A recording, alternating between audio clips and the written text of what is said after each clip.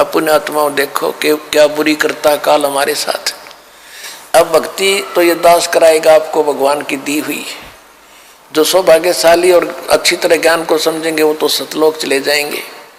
ये दिक्कत आओगी लास्ट के दिनों में, यानी हजारों वर्ष ये ज्ञान चलेगा, हजारों वर्ष ये साइंस की जो विद्या चलेगी, जो ये टीवी है और ये चिप है, मोबाइल है, इनके माध्यम से ये ज्ञान दिया जाएगा। दास तो चला जाएगा सतलोक, ये 5 तत्वों का शरीर छोड़ के, लेकिन ये इलेक्ट्रॉनिक शरीर रहेगा अभी दास का, ये नूरी शरीर रहेगा।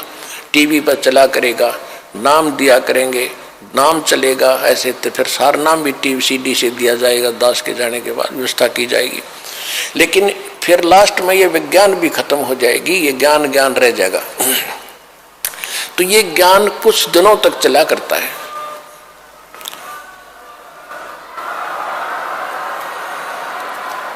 तो ये ज्ञान फिर बहुत दिनों तक सुख का सांस लेगा परमात्मा के बच्चे। और जो सत भक्ति करेंगे, मर्यादा में रहेंगे, पार होते चले जाएंगे, लेकिन सुख बहुत ज्यादा सुखी होंगे।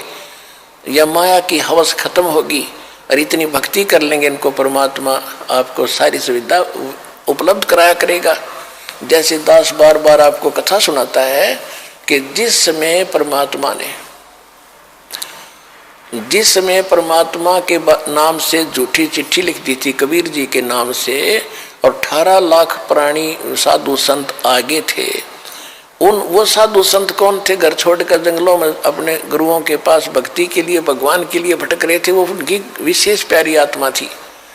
अब वहां उन 18 लाख को 3 दिन तक झोंपड़ी में बैठे गरीब जुलाई ने, वो तो भगवान थे, लीला कर रहे थे, 3 दिन तक उनको वो भोजन खिलाया जो कभी सुना भी नहीं था उन महापुरुषों ने, भक्तों ने, साधुओं ने। और सोना की मोहर दी और 2 हर दी और छक्के हलवा पूड़ी कचौड़ी जलेबी छक खाओ, अच्छा बखाओ, दिन में भूखे मरे थे, निरे बुगड़े खानिए थे होते। तो उनके लिए जब ये लीला कर दी, पृथ्वी का को माल भी नहीं था, सतलोक से ला दिया दाता ने। तो आने वाले समय में जैसे जनसंख्या बढ़ रही है, 100 वर्ष के बाद क्या खाएंगे ये, अगर ये माहौल नहीं बदलाते? फिर भगवान व्यवस्था करेगा। आपके घर में 2 दाने होंगे, तड़के भरा पाओगा मटका, पिप्पा भरा पाओगा आटेगा, इस तरह कर देगा दाता आपके लिए। लेकिन भक्ति करवाने के लिए